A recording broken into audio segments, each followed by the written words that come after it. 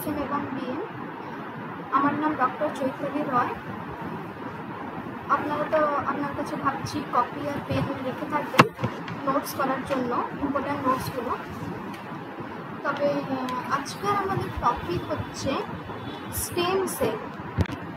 Stem cell, plant stem cell করে পাওয়া যায় অ্যাপেলস অ্যান্ড বেরিজ ফ্রুটস থেকে, আর ওর কী কী বেনিফিটস সব আছে ওগুলোর আজকে আমাদের টপিক হচ্ছে ওটাই। স্টেম সেল নিয়ে আমরা আজ জানবো কিছু, স্টেম সেল বিষয়ে কিছু জানবো। স্টেম সেল কি না, স্টেম সেলকে বলা যায় বেদাতে স্টেম সেলকে বলা যায় অমৃত। অমৃত মানে কি না, একটা থেকে বিষ আর একটা অমৃত। অমৃত খেলে কি আমরা জীবন সারা ভালো করে থাকবো, আমাদের এজ লিমিট একটু বেড়ে যাবে, রোগামুক্ত থাকবো আমরা, তো ওটাকে বলে অমৃত। তো স্টেম সেল কি না, এটি হচ্ছে সেল পাউডার, মানে হলো এক ধরনের গুঁড়ো যা মেনলি কী করে না গাছ থেকে আসা স্টেম সেল এক্সট্রাক্ট থেকে তৈরি হয়। স্টেম সেলটার মধ্যে কী হলো না, এটা এক প্রকার হচ্ছে এক ধরনের গুঁড়া যা কোথা থেকে তৈরি হয় না গাছের থেকে তৈরি হয়, গাছের স্টেম সেল থেকে এক্সট্রাক্ট হয়। তো এটা বিশেষ করে কেন এটা কেন পপুলার, কেন প্রসিদ্ধ না স্কিন কেয়ার জন্য, এজ এ সাপ্লিমেন্ট হিসাবে নেওয়া যায়। তো এবারে তো পুজো আসছে, সবাইদের টেনশন থাকবে আমরা কেমন ভালো লাগবো, কেমন স্কিন ক্লিয়ার হবে, সবাই চায় যে তাদের স্কিন ক্লিয়ার থাকুক, স্কিন ভালো থাকুক। তো ওই জন্য স্টেম সেলটা বেস্ট এক্সট্রাক্ট যোনটা কি হেল্প করে স্কিন কেয়ারের জন্য। সাপ্লিমেন্ট হিসাবে আমরা ওকে নিতে পারি, মেবি ওটা কোনো ক্রিম হিসাবে আসতে পারে, কোনো ট্যাবলেটস হিসাবে আসতে পারে। তো তেমন যেমন কি স্কিনের জন্য ভালো, নতুন সেল তৈরি করে। স্টেম সেল আমাদের বডির জন্য অনেক ভালো। কী কী করে ও না, নতুন সেল তৈরি করে আর বডিকে প্রটেক্টও করে। তো মানুষের স্টেম সেল ইউজ হয় সিরিয়াস রোগের জন্য, ট্রিটমেন্টের। তো যখন আমাদেরকে ক্যান্সার হয়েছে, কোনো ব্লাড ডিসঅর্ডার হয়েছে, কোনো ব্লাডজনিত রোগ হয়েছে, তো ওর চিকিৎসা কাকে দিয়ে হতে পারে না স্টেম সেল দিয়েও হতে পারবে। যেমন blood cancer, heart problem, arthritis. তো এদের উপর অনেক রিসার্চ এখনও চলছে, স্টেম সেল নিয়ে অনেক রিসার্চ চলছে। আর গাছের স্টেম সেল কী করে না, গাছের স্টেম সেলস মেন করে স্কিনের জন্য কাজ করে, স্কিন সেল জন্য। গাছের স্টেম সেলটা কি, ওটা কেন স্কিন জন্য ইউজ করা যায় না, এটা এক প্রকার সেল টিস্যু। তো এটা কি করে না, অন্য কোনো সেল হতে পারে, এই সেলটা একটাও হতে পারে, অনেকগুলোও হতে পারে। পাওয়া যায় গাছের রুট বা সুট টিপ থেকে, গাছের মূল থেকে এই সেলগুলোকে পাওয়া যায় স্টেম সেল। গাছ তো ওর অনেক পার্টস আছে, যেমন কি আমাদের লিফ, ফ্লাওয়ার, স্টেম আর ব্রাঞ্চ, অনেকগুলো আছে পার্ট। কিন্তু স্টেম সেল আমরা কোথা থেকে পাই, গাছের রুটস থেকে পাই। এদের কাজ কি, রুটস থেকে তো পেয়ে গেলাম স্টেম সেল, ওর পরে ওর কাজ কি না নিজেকে আবার তৈরি করে, সেলফ রিনিউয়াল। স্টেম সেল কী করে না নিজেকে তৈরি করে, টোটিপটেন্ট, ওই জন্য ওগুলো টোটিপটেন্ট সেলও বলা যায়। তো ও নিজে তৈরি হয়ে কী করে না, জোন টিস্যুটা বা জোন ফাংশনটা আমাদের দরকার থাকবে শরীরের জন্য, তো ও ওটাই কনভার্ট হয়ে যায়, ওই হিসাবে কাজ করে। তো গাছ যতদিন থাকে স্টেম সেল অ্যাক্টিভ থাকে, কিন্তু গাছকে যদি বাড়াতে এবং নতুন অংশ তৈরি করতে হেল্প করে কে করে না স্টেম সেল। আমি এখানে বলেছি ওটা টোটিপটেন্ট, সেলফ রিনিউয়াল মানে কি না গাছকে বাড়াতেও হেল্প করে আর নতুন গাছ তৈরি করতেও হেল্প করে অংশ। তো স্কিন আর বডির জন্য কী উপকারিতা আছে স্টেম সেলের, তো এটা কী করে না অ্যান্টি অক্সিডেন্ট ইফেক্ট, স্কিন সেলকে প্রোটেক্ট করে। স্টেম সেল কী করে না আমাদের যখন স্কিন আছে চর্ম, ওকেও প্রোটেক্ট করে। যেমন আমরা বাইরে বেরোনোর টাইমে সানস্ক্রিন ইউজ করি, SPF वाला সানস্ক্রিন ইউজ করি আল্ট্রাভায়োলেট রে থেকে বাঁচানোর জন্য। তো ওই হিসাবে স্টেম সেলও একটা প্রকার জিনিস যোনটাকে হেল্প করে আমাদের স্কিন সেলকে প্রোটেক্ট করার জন্য। এরপরে কি হয়, এটা আর কি করে না নতুন স্কিন সেলও তৈরি করে। তো যদি আমাদের স্কিনটা পুড়ে গেছে বা জলে গেছে, যদি নতুন স্কিন তৈরি না হবে তো ওই চিহ্নটা তো থেকে যাবে না। বাট ওটা হয় না, কেন হয় না? না আমাদের বডিতে স্টেম সেল আছে, তো ফ্রেশ স্কিন দেখায়, স্কিন তৈরি করে কে করে না স্টেম সেল। এবারে কী করে কোলাজেন তৈরি করে। কোলাজেন কী করে স্কিন টাইট থাকে, এজিং হয় না। এজিং কি না বার্ধক্য এটা তাড়াতাড়ি আসে না। তো এবার আপনারা দেখে রাখবেন হিরোরা ওদের কি ওদের এজ 50-60 হলেও ওরা ফিট, ওদের স্কিনে কোনো রিঙ্কেলস কিছু দাগ ধব্বা কিচ্ছু নেই। কেন না ওরা সব ট্রিটমেন্ট করে, কোলাজেন ট্রিটমেন্ট, যাতে কী হয় না আমাদের স্কিন টাইট থাকে। আর কি it is the property of anti aging কিন্তু আমরা এত তাড়াতাড়ি বার্ধক্য আসবে না। বার্ধক্য মানে এর মধ্যে এজ হলেই আসবে, একটা লিমিট টাইম থাকে, একটা লিমিট এজ থাকে, যা থেকে রিঙ্কেলস পড়ে, মুখে সবাইদের কালো কালো দাগ এলাইজমা মতো এসে যায়, তো ওইগুলো। তো এর আর কিছু ফুল থেকেও কোনো উপকারিতা আছে, এক্সট্রাক্ট আছে। তো ফুল ফল থেকেও ফার্স্ট তো আমরা দেখলাম যে স্টেম সেল গাছ থেকে এক্সট্রাক্ট করা যায়, তৈরি হয় বা বের করা যায় ওখান থেকে। এবারে দেখবো যে স্টেম সেলস আর কোথায় থেকে নেওয়া যায়। তো ফল থেকেও নেওয়া যায়, ফুল থেকেও নেওয়া যায়। তো ফল সব ফলে তো স্টেম সেল থাকে না, মোস্টলি গ্রিন অ্যাপেল যদি থাকে, সুইডেনের গ্রিন অ্যাপেল, ওখানে গ্রিন অ্যাপেল মধ্যে অনেক স্টেম সেল থাকে। স্টেম সেল কী করে না স্কিনকে ইয়ং রাখে। আর ব্লুবেরিজ কী করে না ইউভি লাইট যদি পড়ে, ওটা করতে গেছে না সানলাইট থেকে ইউভি লাইট আসে, তো ওটা কী করে আমাদের স্কিনকে ড্যামেজ করে। বাট যদি আমাদের শরীরের মধ্যে স্টেম সেল ঠিক থাকবে, তো আমাদের টিস্যু রিপেয়ার কাজ চলতে থাকবে, রিজেনারেশন অফ টিস্যু হতে থাকবে, তো ওটা কী করবে আমাদের স্কিনকে প্রোটেক্ট করবে। আর আচাই বেরি এটা কি অ্যান্টিঅক্সিডেন্টে ভরা।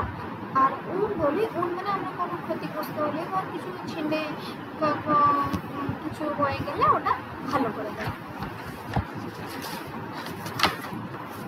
এরপরে হলো অন্য আরও কোনো ফ্রুটস আছে বেরিজ, ওটা কি রাসবেরিজ, ব্ল্যাকবেরি, অ্যারোনিয়া, জাভা পাম, এগুলো স্কিন রিজেনারেশন আর অ্যান্টি এজিংয়ের জন্য কাজ করে।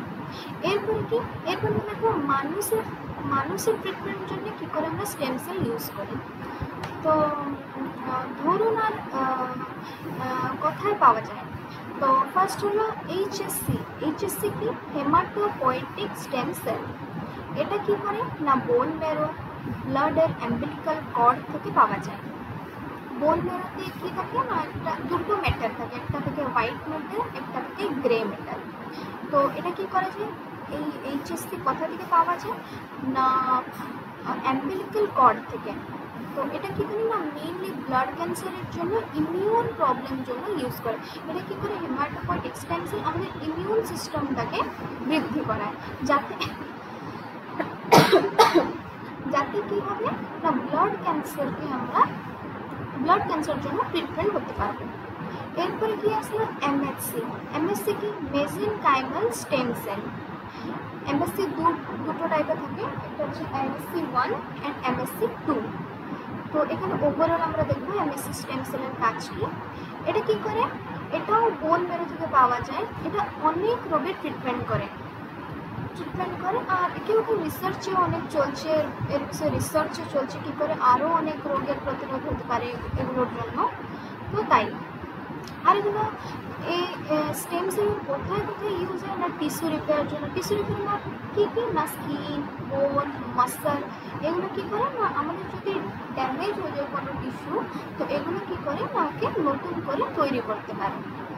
তো শরীরের জন্য কাজ করে, যেমন কি ইনফ্লামেশন কন্ট্রোল করে। ইনফ্লামেশন দিয়ে যেমন সোয়েলিং হয়ে যায়, একের জন্য থাকে কিছু অ্যালার্জিক থাকবে, কিছু খেয়ে নেবে ওদের রেডনেস হয়ে যায়, ওই জায়গাটা ফুলে যায়, তো ওইগুলো হলো ইনফ্লামেশন।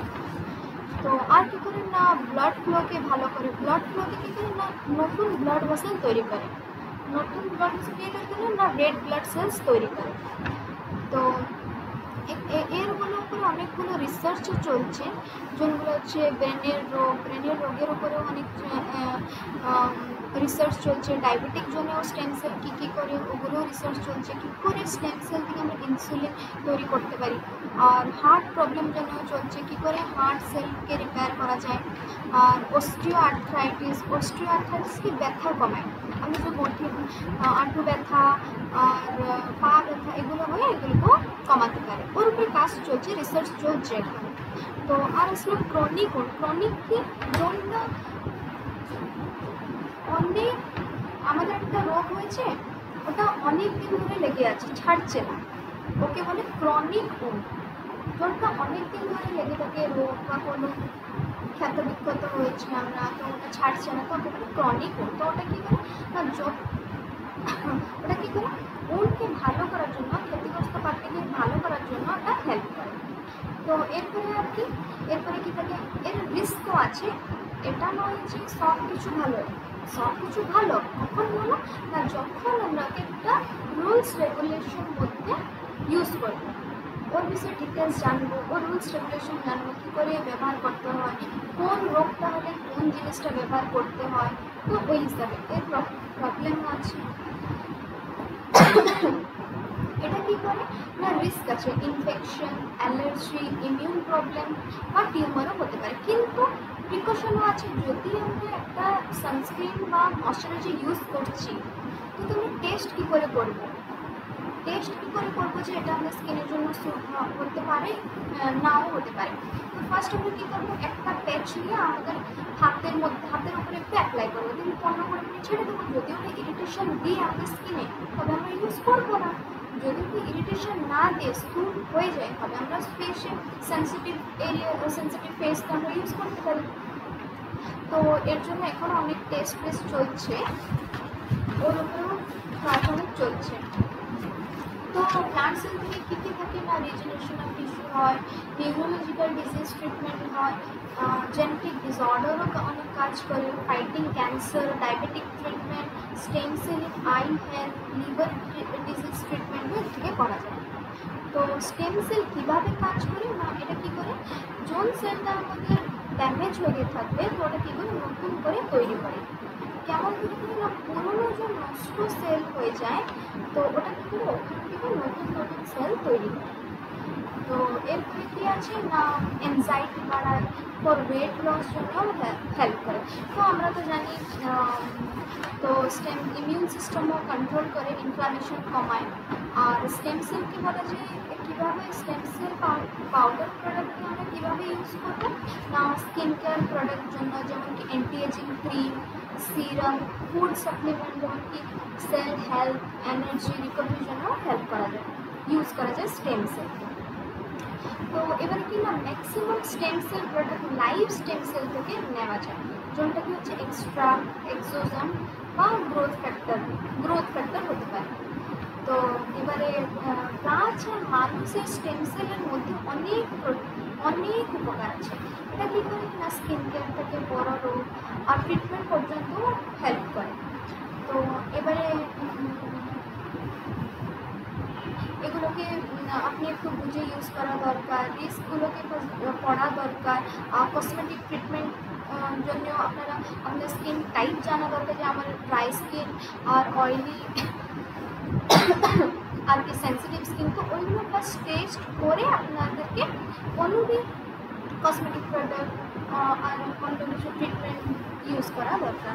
তো লাস্টে আমি একটু বলে রাখি যে an Apple a day keeps us from doctor away. তো এই জন্য আমি আশা করি আপনারা সবাই একদিন একটা গ্রিন অ্যাপেল খাবেন, যাতে কি আপনাদের স্টেম সেল প্রোডাকশন ভালো হবে বডিতে, আর স্টেম সেলের নাম্বার বাড়বে, দিলে কি হবে, আপনারা সুস্থ থাকবেন, আপনাদের সেল রিপেয়ার ভালো হবে, ব্লাড ফ্লো ভালো হবে, আর ক্যান্সার ফাইটিং জন্য ইমিউন সিস্টেম বাড়তে থাকবে। তো এইগুলো, তো আজকের জন্য এইটুকু। Thank you. যা আপনাদের ডাউট থাকলে কমেন্ট সেকশনে বলবেন, জানাবেন। Thank you.